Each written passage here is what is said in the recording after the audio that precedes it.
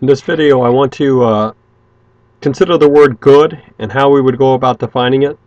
And of course, first you should just think about it and try to form the positives and the negatives of what makes up something you call good or the good.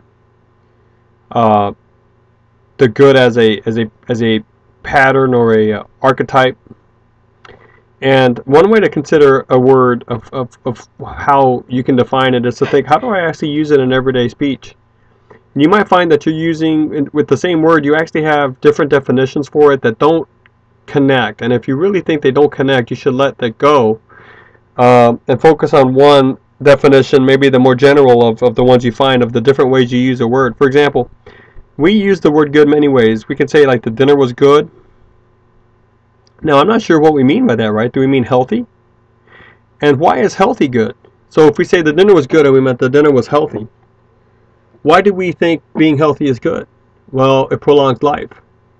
So why do we think long life is good? And is part of goodness a preservation, a sustaining of life? Is that part of the essential definition?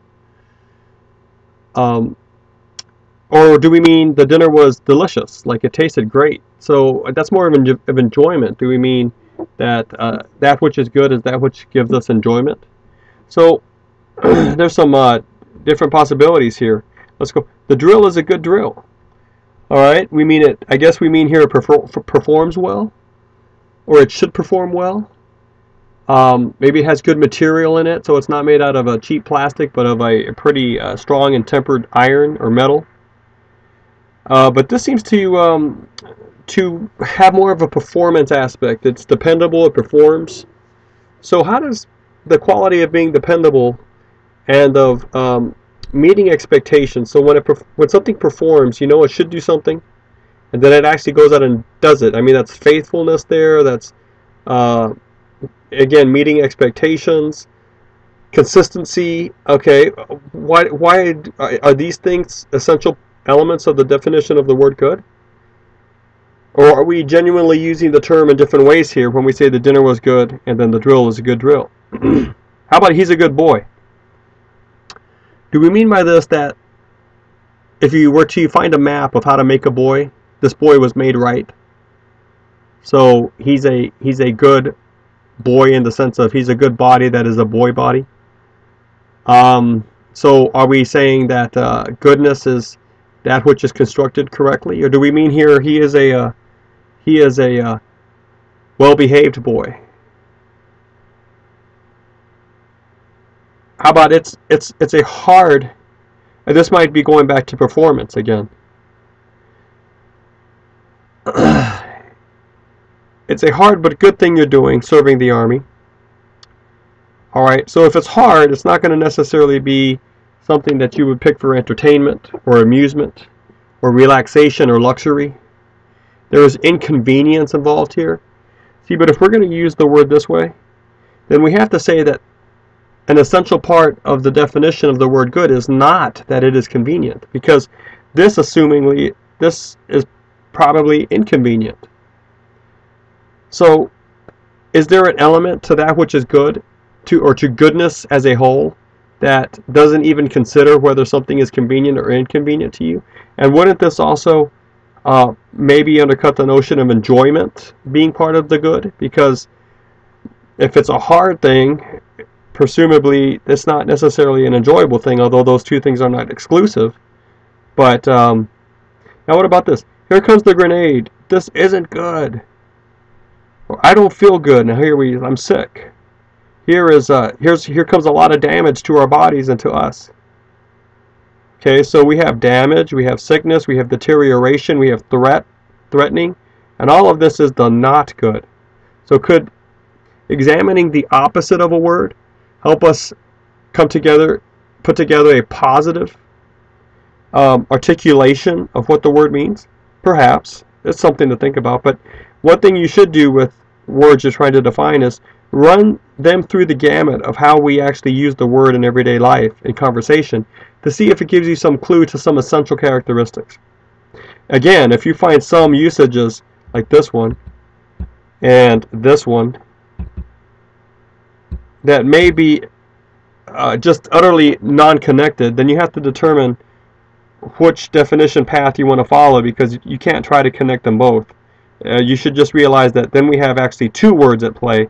They both sound the same though, but one means healthy, the other means enjoyable, and maybe the third, if you have even more of these, means morally right. Now another thing you can do is just go and peruse the dictionary definitions. And good is a tricky word, alright? I picked a very hard word to define, but you might want to look through this and see if you can find some common elements that would help you say, now this is really the definition of the good. Definition again, like articles of trades, wares, canned goods. You realize at this point we really do have a different term here. So, you know, don't pay too much attention to that if you know that you're trying to define a term along a certain line or concept. Like if we're trying to define the good in terms of a moral concept, then obviously this is not really something, or deliver the goods, right? This is not something that we need to consider. But here, the informal, he's got the goods. In other words, he's got the genuine article. There's the issue of genuineness, which is a lack of deception. Now let me ask you something. Is a lack of deception always a good thing? Well, what if you need a little bit of deception to meet your purpose? Well, it depends on the purpose, right? Is the purpose a noble purpose? A right purpose? Is the deception necessary? In that case, would the deception be a good thing? Or is it sort of an absolute thing that there is no deception that could be part of the good, because all deception is not good? And then you might want to play around with starter definitions. How about good means anything that advances our purposes? But what about evil purposes? Because a knife advances the purpose of a thief or a murderer. So, you know, can you call that a good knife? What about evil purposes, right? Well, okay. Good means anything that advances good purposes. Ah, but I got a problem, because I cannot use the word I'm trying to define in the definition. I can't do that. So this is just bad. So let's go again. Good means a situation that we can enjoy. What if I enjoy pain? Then is pain good? What if I enjoy hitting people? Is hitting people good? Now there are people that enjoy this. Alright? Let's not put that past human nature.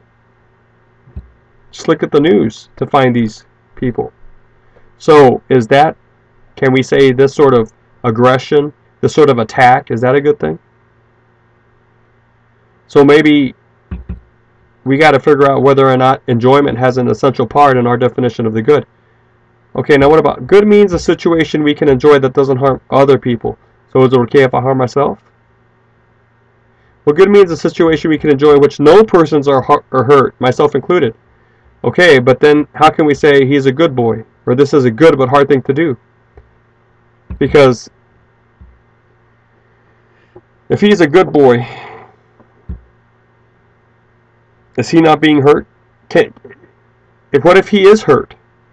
Okay, what if someone is hurting him? Then does he automatically cease being good because he's in correlation with pain? Because there is a situation in which someone is hurt. When someone, let's say a bad person is beating up on this good boy is getting hurt. So that does away with this thing, because he's getting hurt. Well, maybe we can say, well, that good there and that referred to a situation. Here, good refers to an intrinsic quality. Okay, so, you know, are you telling me that if it's an intrinsic quality, it would be in that person regardless of the situation the person is in? Yes. Okay, well then, goodness doesn't have anything to do with the situation, does it? So let's get rid of this thing. So we got to go back and revise and revise and revise, all right? Well, what about goodness means that there is no badness in this thing. You realize this is doing the old trick of circular reasoning, right? Because if badness means not good, isn't this the same thing as saying good means that there is no not goodness in this thing? But that's almost the same thing as saying good means there is goodness in this thing, isn't it? And that's a poor definition, because I got the term in the definition that I'm trying to define. I can't do that. So it gets a little tricky, it gets a little frustrating, but stick with it and see what you can do with the word I give you. Now remember the other types of definitions you want to play around with. Do whatever you can to try to produce a clear understanding of the word that I ask you to define.